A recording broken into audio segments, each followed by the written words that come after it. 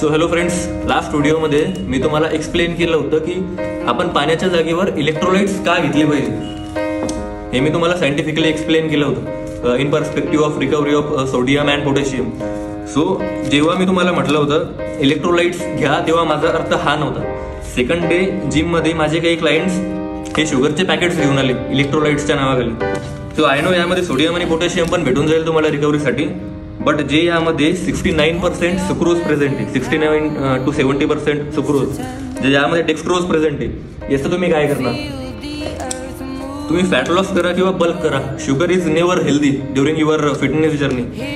So तुम्ही electrolytes समजून हे शुगरचे सॅशेज खवरा आले रोज, हे यूज केले जातात हॉस्पिटलमध्ये. जो एखादा पेशंट विकनेसमधून सफर करत असतो आणि तो काही वेळा फूड इनटेक नाही करू शकत, सो हे शुगर थ्रू त्याला एनर्जी प्रोव्हाइड करतात काही प्रमाणामध्ये. आणि तुम्ही हे सेम सॅशे यूज करू राहिले जिममध्ये. हे सॅशेज हॉस्पिटलसाठी बनलेले आहेत, हे हॉस्पिटलमध्येच राहू द्या. This is not made for fitness or gyms.